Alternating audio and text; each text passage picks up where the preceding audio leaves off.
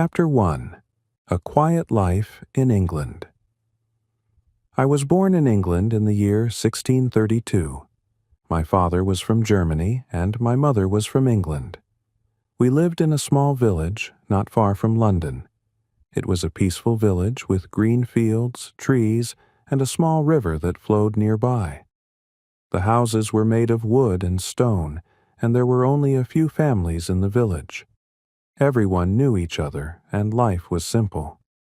Our family was small but close. My father was a merchant, which meant he bought and sold things for a living. He worked hard, often traveling to other towns and cities to sell his goods. My mother stayed at home, taking care of the house and of us children. I had 2 brothers and 1 sister. My older brother, William, was serious and hard-working, always helping our father with the business. My younger brother, Edward, was the playful one, full of energy and always getting into mischief. My sister Margaret was gentle and kind. She loved to help our mother with cooking, cleaning, and sewing. We were a happy family. Every evening, after my father came home from work, we would all sit together for dinner. We would talk about our day, laugh, and share stories. My father loved to tell us about his travels. He had seen many places and met many people. His stories filled my mind with dreams of faraway lands and exciting adventures. Life in the village moved slowly. In the morning, we would wake up early and do our chores. My brothers and I would help my father with the business when we could. William was learning how to be a merchant, just like our father. Edward and I were too young for that, but we still helped with small tasks. Sometimes we would go to the market with him and watch as he talked to other merchants. He was good at his job, always knowing the right price to buy and sell. When we were not helping, we spent our time exploring the village. There was a large forest near our house, and we would often play there. We would climb trees, run through the fields, and pretend to be explorers. We would catch fish from the river or make small boats out of sticks and leaves. Life was simple, but it was good. As I got older, I started to feel something different. While my brothers seemed happy with the life we had, I started to wonder about the world outside our village. My father's stories had planted a seed in my mind. I wanted to see the places he had talked about. I wanted to meet people from other lands, hear different languages, and learn new things.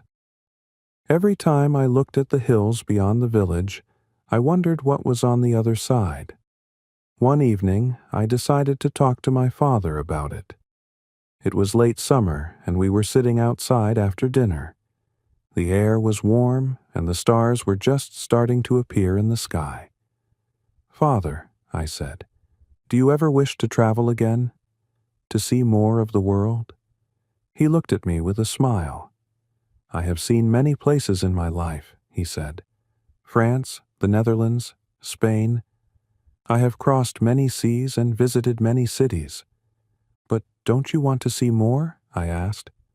"There is so much out there." My father was quiet for a moment. Then he said, "Yes, there is much to see. But the world is not always kind. Traveling can be hard. There are dangers, and sometimes it is lonely. Home is where we are safe." I understood what he was saying, but the desire to see the world was strong inside me. "I know it's dangerous," I said, "but I want to try. I want to travel, just like you did." My father looked at me for a long time. He seemed to be thinking carefully about what I had said. Finally, he spoke. "If this is truly what you want, I will not stop you," he said. "But you must be ready for the challenges. The world is not as simple as it seems from here. You will need to be strong, both in your body and in your mind." I nodded. "I am ready, Father," I said. And with that, I knew my life was about to change. In the weeks that followed, I began to prepare for my journey. I wasn't sure where I would go yet, but I knew I had to be ready. I started saving the little money I had. I did small jobs for my father and for people in the village. Every coin I earned, I put aside for my journey. My father saw what I was doing and helped me when he could. He gave me advice on how to trade and how to survive in difficult situations. My mother, on the other hand, was more worried. She didn't like the idea of me leaving home. She was afraid something might happen to me. But even though she was worried, she still helped me prepare. She made sure I had enough clothes and food for the road. She taught me how to sew, so I could fix my clothes if they got torn. She gave me a small bag filled with things I might need, a needle and thread, a bit of cloth, and some dried herbs for medicine. My sister, Margaret, was sad to see me go. She had always been the one to take care of us, and now I would be leaving her behind. But she understood why I had to go. She gave me a small book where I could write about my travels. "So you can remember everything," she said with a smile. Finally, the day came when I would leave. It was a cool autumn morning. The sky was gray, and the leaves on the trees were turning yellow and red. My family walked with me to the edge of the village. My father gave me a small pouch of coins. "This should help you on your way," he said. "Use it wisely." My mother hugged me tightly, tears in her eyes. "Take care of yourself," she whispered, "and come back to us." "I will, Mother," I said. "I promise." My brothers stood beside me, both looking proud and a little sad. William put his hand on my shoulder. "Be careful out there," he said. "The world is not as kind as our village." Edward, always the playful one, gave me a grin. "Bring me back something cool," he said, laughing. I smiled and nodded, not knowing when I would return or what I would find on my journey. With one last wave, I turned and started walking down the road. The village, with its familiar faces and quiet life, grew smaller behind me. The world ahead was unknown, full of possibilities and dangers. But I was ready. I had my family's love, my father's advice, and my own strength. The road stretched out before me, leading to adventures I had only dreamed of. As I walked, I felt both excited and nervous. The world was big, and I was just one young man, eager to explore. But no matter what happened, I knew I had to follow my heart. The adventure had begun, and there was no turning back. Chapter 2. The Journey Begins. The road stretched out before me, long and winding. As I walked away from the village, I couldn't help but feel a mixture of excitement and fear. This was the first time I had ever been so far from home, and though the unknown thrilled me, it also made me nervous. I was leaving behind the familiar comfort of my family and village, stepping into a world that could be as harsh as it was beautiful. For the first few days, my journey was uneventful. The road was lined with trees and fields, and the weather was cool but pleasant. I passed small towns and villages where I would stop for food and rest. The people I met were kind, and many were curious about my journey. Most of them were content with their simple lives and didn't understand why I wanted to leave everything behind. "Why go so far?" they would ask. "Everything you need is right here." But I couldn't explain it to them. There was a restlessness inside me, a desire to see what lay beyond the horizon. I wanted to learn, to grow, to experience things I had only ever heard about in my father's stories. One evening, as the sun began to set, I came across a small inn by the side of the road. I was tired from walking all day, and the sight of a warm bed and a hot meal was more than welcome. I stepped inside and was greeted by the smell of roasting meat and the sound of cheerful voices. The inn was small but cozy, with a fire crackling in the hearth and a handful of travelers sitting at the tables. I approached the innkeeper, a tall, stout man with a thick beard. "Good evening," I said. "Do you have a room for the night?" "Aye, we do," he replied. It'll cost you a few coins, but you'll get a hot meal and a warm bed." I handed him the money my father had given me, thankful that I had saved enough to afford such small luxuries along the way. After eating a hearty meal of bread, cheese, and meat, I found my way to a small room upstairs. The bed was simple, but after days of sleeping on the hard ground, it felt like a king's throne. As I lay there, staring at the wooden beams of the ceiling, I thought about my family. Were they thinking of me? Did my mother worry about me each night? I imagined her sitting by the fire, looking out the window, hoping for news of my safety. My father would be busy with his work, but I knew he would be proud of me for following my dreams. And my brothers, they would surely miss our adventures in the forest, though they had their own lives now. I wondered if I had made the right choice. The world was so big, and I was just one person in it. What if I failed? What if the journey was too difficult for me? But then I remembered my father's words. The world is full of dangers, but it is also full of wonders. You must be prepared for both. The next morning, I rose early and continued my journey. The landscape began to change as I traveled further from home. The fields gave way to forests, and the road became rougher. I encountered fewer people, and the small towns became more spread out. The air grew cooler and the days shorter as autumn began to settle in. One afternoon, I found myself walking through a dense forest. The trees were tall and thick, their leaves turning gold and red with the season. The path was narrow, and the only sound was the crunch of leaves under my boots and the occasional call of a bird. I had been walking for hours and hadn't seen another soul. As evening approached, I began to look for a place to rest. There were no inns or villages nearby, so I decided to camp for the night. I found a small clearing off the path where the ground was flat and the trees provided some shelter from the wind. I gathered some dry wood and managed to start a small fire. As the flames flickered and crackled, I sat back and watched the sun set behind the trees, casting long shadows over the forest floor. Suddenly, I heard a noise. It was faint at first, just a rustling in the bushes. I tensed, my hand reaching for the small knife my father had given me. The noise grew louder, and I stood up, my heart pounding in my chest. Was it an animal? Or perhaps a bandit hiding in the woods? To my surprise, a figure emerged from the trees. It was a young man, not much older than myself, with a friendly face and a warm smile. He was dressed in simple clothes, much like my own, and carried a small pack on his back. "Good evening," he said, raising a hand in greeting. "I didn't mean to startle you. I was just passing through and saw your fire." I relaxed slightly, though I kept my hand on the knife, just in case. "Good evening," I replied. "Are you traveling alone?" "Yes," he said, stepping closer to the fire.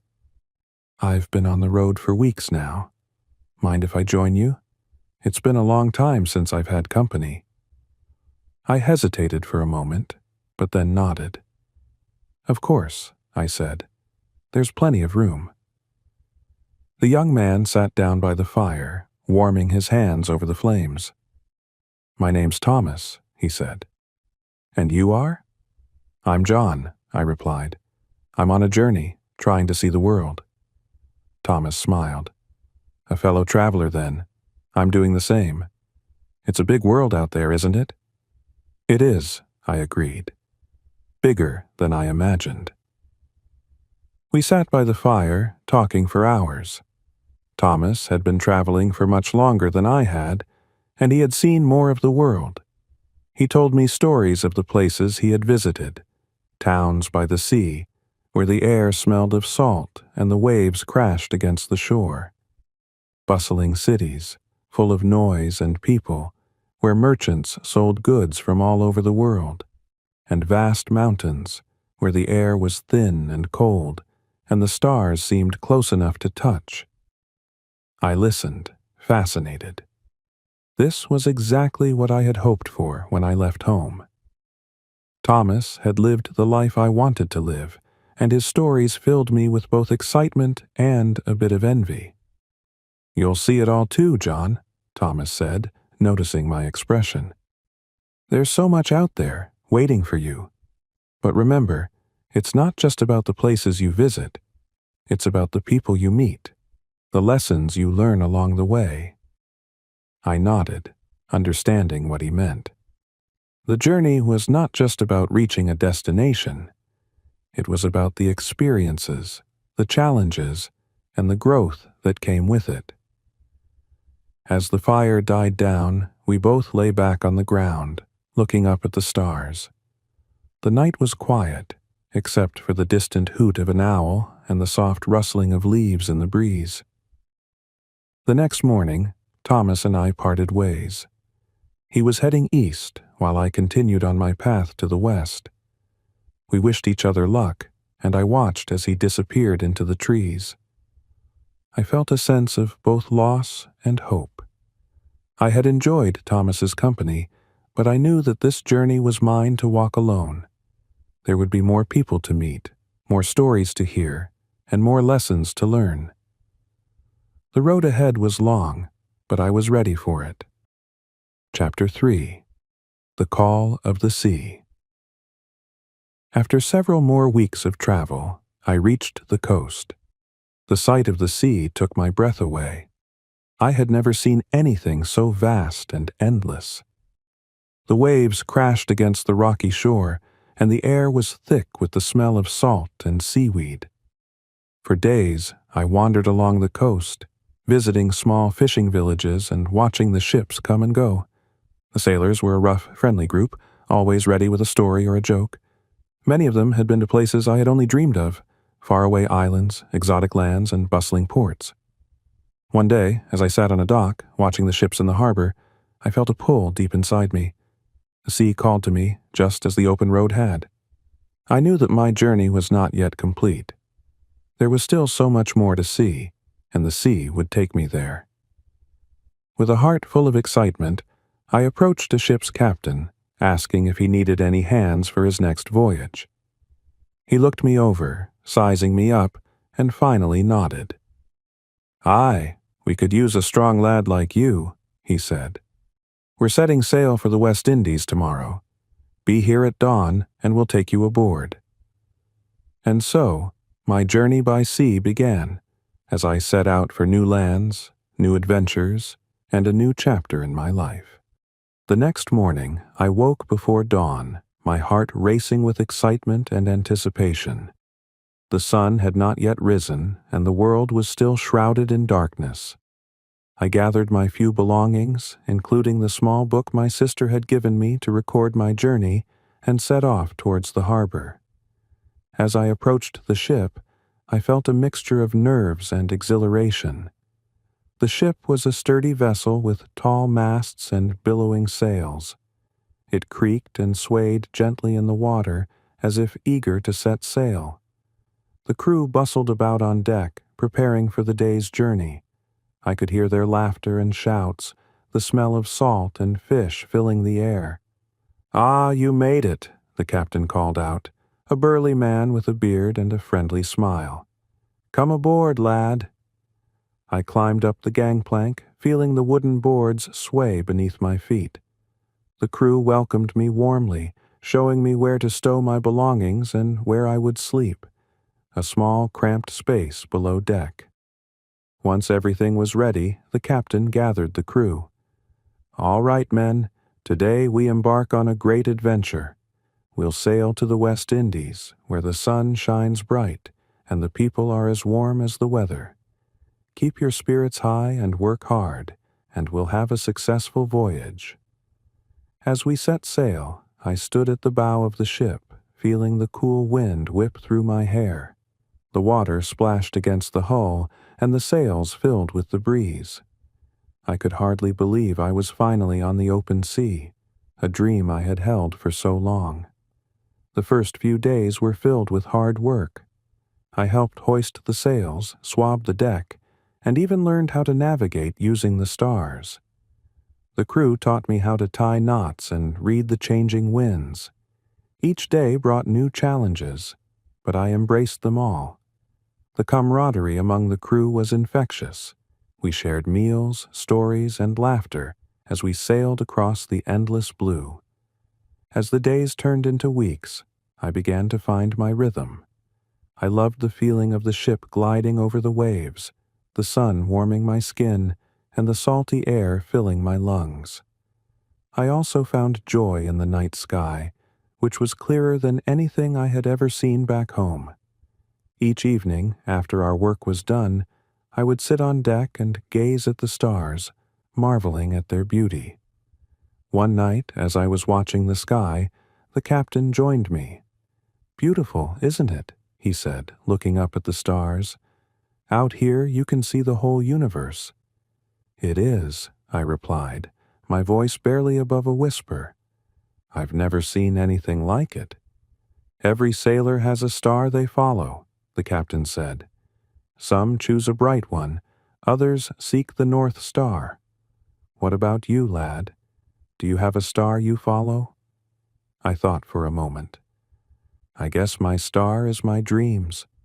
I want to explore, to learn, to see everything the world has to offer." The captain nodded thoughtfully.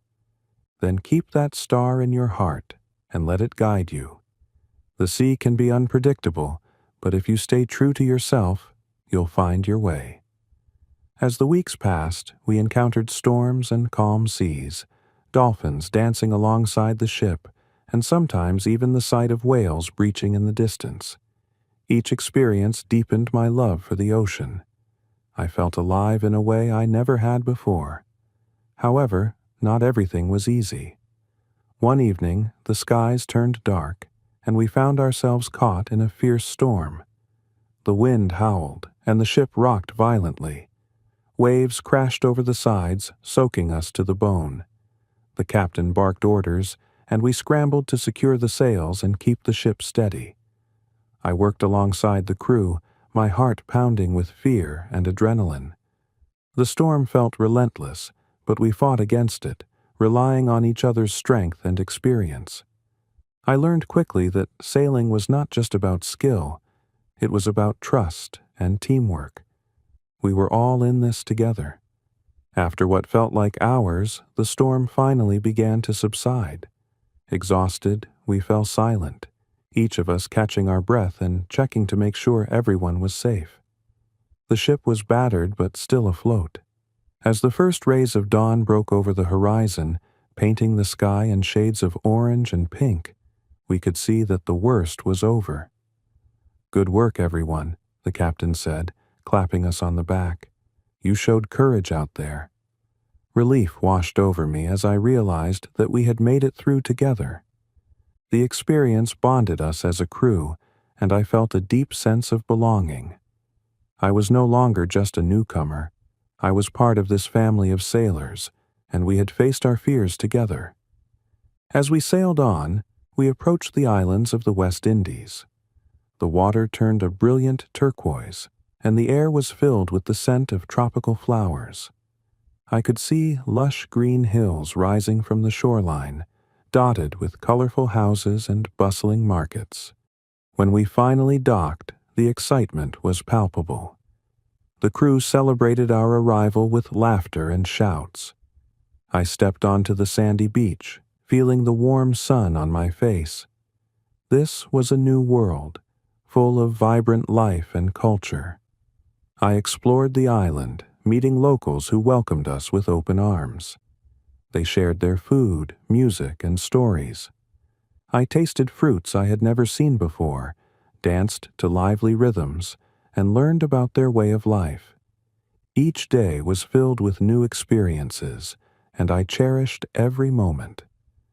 But as I embraced this new adventure, I couldn't help but think of my family back in England. I wrote letters to them, telling them about my journey, the ship, the storm, and the beautiful islands. I promised to return with stories that would make them proud. As the weeks turned into months, I became more skilled in my work aboard the ship. The captain trusted me with more responsibilities, and I began to see the world not just as a traveler, but as a sailor. The sea had become my second home. Yet, deep down, I knew that my journey was far from over. There were still many stars to follow, many stories to write, and many lands to explore. The world was vast and full of surprises, and I was ready to discover them all. Chapter 4. New Horizons. With every passing day in the West Indies, I grew more comfortable with the life of a sailor. The crew had become my family, and the sea felt like a part of me. But as much as I loved the islands, I knew that I wanted to see even more of the world beyond. One morning, as we gathered for breakfast on the deck, the captain announced a new plan. "We've had a good run here, but it's time to move on. Our next destination is the coast of South America.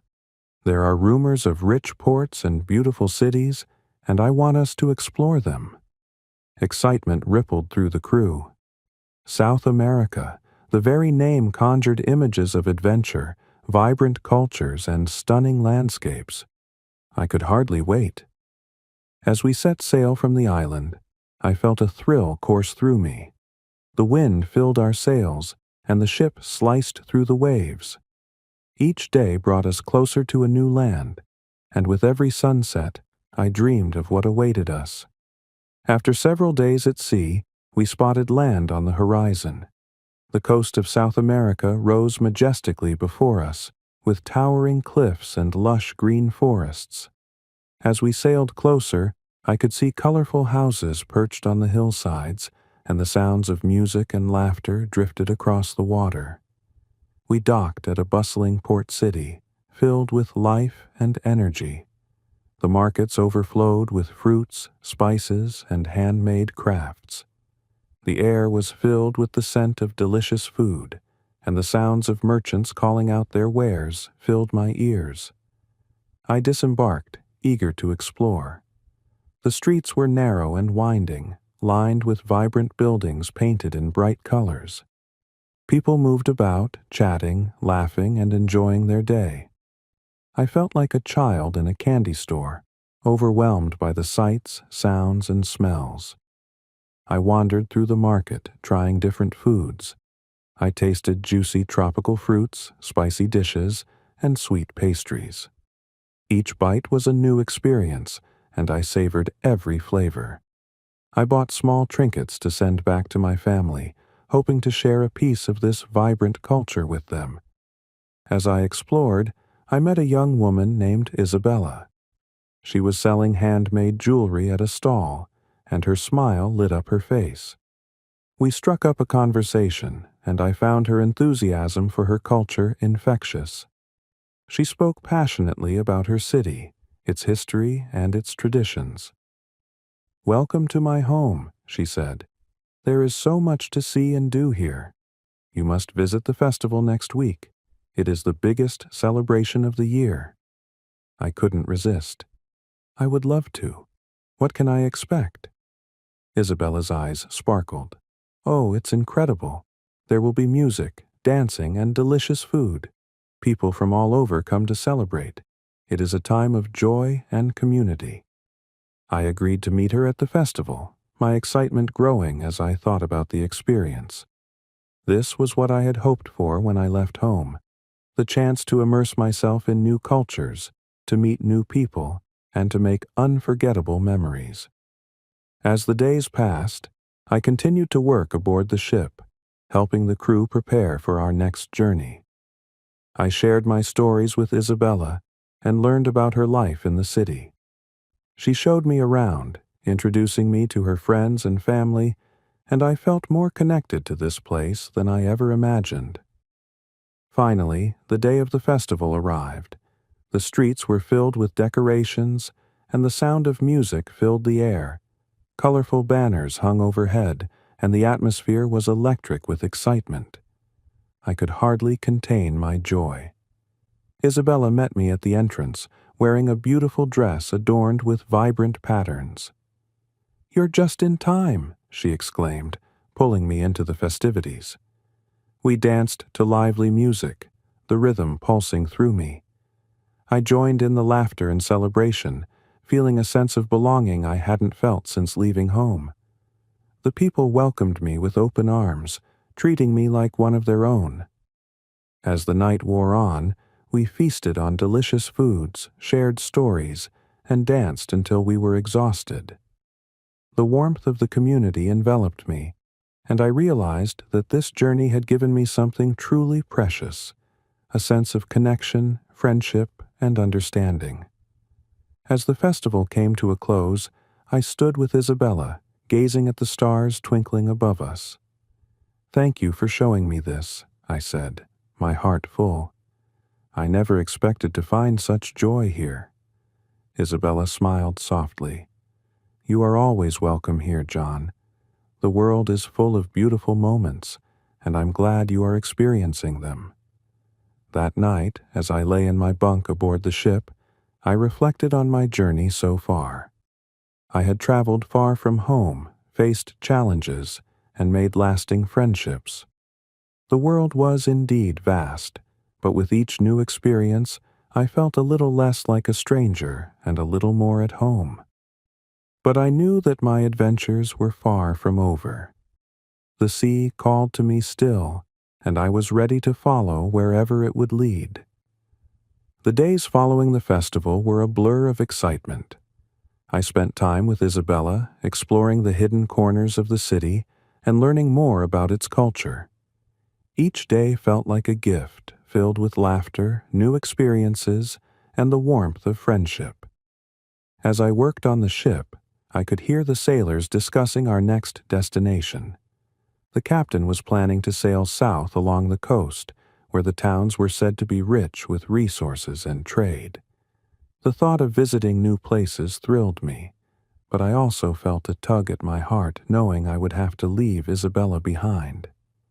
One evening, as the sun set over the ocean, painting the sky in shades of orange and purple, I sat with Isabella on the beach. The waves lapped gently at our feet, and the air was warm and sweet. I turned to her, my heart heavy. "I'll be leaving soon," I said, trying to keep my voice steady. "The ship is setting sail again." Isabella looked at me, her expression softening. "I knew this day would come. Your journey is important, John. You have to follow your dreams." "I don't want to leave you," I confessed, feeling a pang of sadness. "You've made this place feel like home." She smiled gently, taking my hand. "You carry a piece of this home with you wherever you go. And who knows, maybe our paths will cross again." The thought filled me with hope, but I couldn't shake the feeling of loss. That night, I returned to the ship, my heart heavy but determined to make the most of my remaining days in the city. As we prepared to leave, the crew worked diligently to get everything in order. I helped load supplies and say goodbye to the friends I had made during my time there. Isabella stood on the dock, waving as we pulled away, her smile brightening the cloudy day. The ship sailed smoothly along the coastline, the sun shining down as we ventured into the unknown. I felt a mix of excitement and longing, eager for the next adventure, but missing the warmth of the city and Isabella's laughter. Over the next few weeks, we visited several ports along the South American coast. Each place was unique, offering new experiences, foods, and cultures. I learned to appreciate the beauty of diversity, the way different people lived, and how their stories shaped the world around us. However, my thoughts often drifted back to Isabella. I wrote her letters, sharing my adventures and experiences, hoping they would reach her. I dreamed of a day when we could reunite, to share stories of our journeys and the paths we had taken. As we continued our travels, we encountered a storm that tested our resolve. The wind howled, and the waves crashed violently against the ship. Once again, I found myself working alongside the crew, securing the sails and battling against the elements. We fought bravely, and as the storm finally passed, we emerged stronger and more united. With each challenge, I grew more confident in my abilities. The captain recognized my progress and began to trust me with more responsibilities. I felt a sense of pride as I took on these challenges, knowing I was becoming a true sailor. Chapter 5. Homecoming and New Beginnings. After months at sea, we finally returned to the port where we had first set sail. The familiar sights and sounds greeted us, filling me with a sense of nostalgia. But I had changed during my journey. The experiences had shaped me into someone new. Once we docked, the crew celebrated our return with laughter and stories of our adventures. I felt a warmth in my heart, knowing that I had formed deep bonds with my fellow sailors. But there was still one person I wanted to see. I hurried through the bustling streets, my heart racing. The market was alive with activity, vibrant colors everywhere. I finally arrived at Isabella's stall, and there she was, busy arranging her jewelry. "John!" she exclaimed, her eyes lighting up as she spotted me. We embraced tightly, and I felt a rush of happiness. "I've missed you," I said, pulling back to look at her. "You won't believe the adventures I've had." "I want to hear everything," she replied, her smile warm. "I've been waiting for your letters." We spent the day together, sharing stories of our experiences, laughter echoing through the streets. I told her about the storm, the new lands, and the friendships I had formed. She shared her own tales of the market, her family, and the festivals that continued in my absence. As the sun began to set, casting a golden glow over the city, I realized I had a decision to make. My heart yearned for adventure, yet it also longed for connection. "I want to keep traveling," I said hesitantly, "but I also don't want to leave you again." Isabella took my hand, her gaze steady. "You have to follow your dreams, John. The world is calling you, but you can always return here. This place will always be your home." Her words resonated deeply. I knew she was right. I had to pursue my dreams and continue exploring. But I also wanted to create a life that included her. "I promise to return," I said earnestly. "And when I do, I'll bring stories from far and wide." Isabella smiled, a mixture of sadness and pride in her eyes. "I'll be waiting for you, John. Go make your mark on the world." With our hearts intertwined, we said our goodbyes, knowing they were not the end, but rather a pause in our story. I left the market that evening feeling lighter, full of hope and excitement for what lay ahead. As I boarded the ship again, I looked back at the city, its colors vibrant in the fading light. My journey was far from over. The world was vast, and I was ready to explore its many wonders, but I would carry Isabella's spirit with me wherever I went. With the sails unfurled and the wind at our backs, we set sail once more. I stood at the bow, gazing out at the horizon, my heart full of dreams and adventures waiting to unfold. And so my journey continued, filled with new horizons, unexpected friendships, and the promise of the future. I was ready to embrace it all, wherever the winds would take me.